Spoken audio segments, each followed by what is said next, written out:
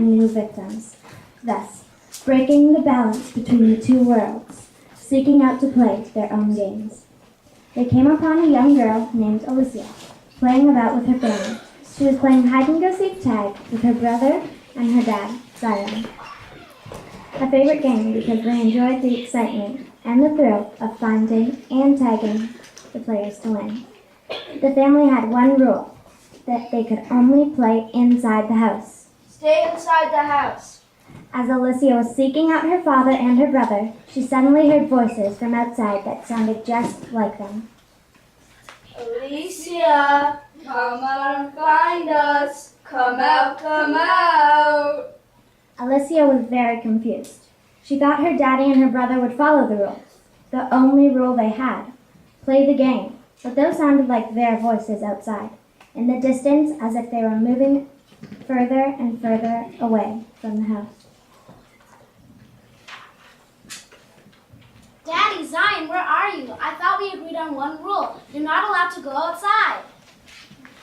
Alicia didn't want to break the rule, but if her daddy and brother went outside, she thought she could too. How else was she going to win the game?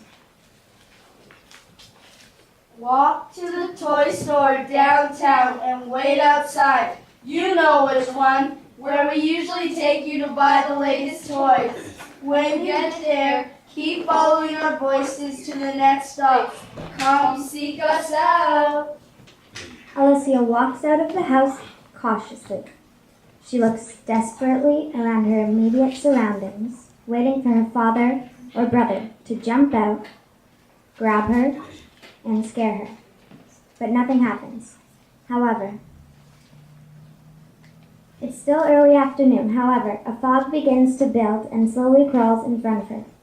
She thinks to herself,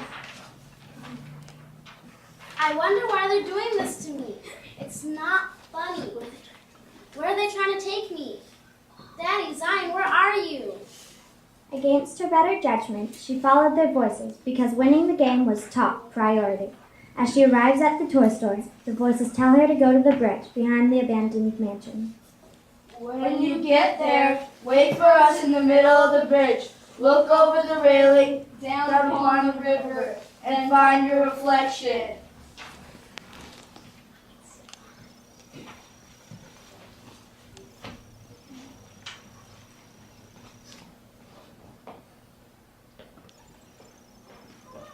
This doesn't feel right. I don't know why you're doing this to me. I'm going home. I don't want to win anymore. But then Alicia hesitates. As she begins to walk off the bridge, she gazes upon her reflection in the water. She watches it closely as the reflection begins to change into her brother and dad, as if they were standing right behind her.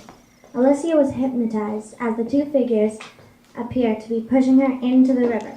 Little did she know that the spirits were trying to scare her and possess her long enough for her to plunge into the river below.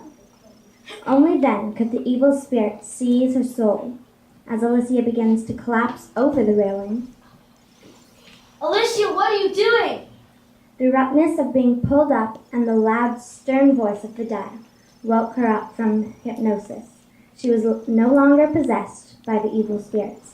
Alicia explains everything to her dad, who listened in disbelief. She really thought those voices outside were those of her dad and brother.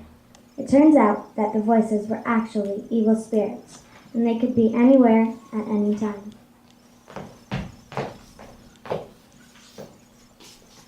Backwards. These eggs.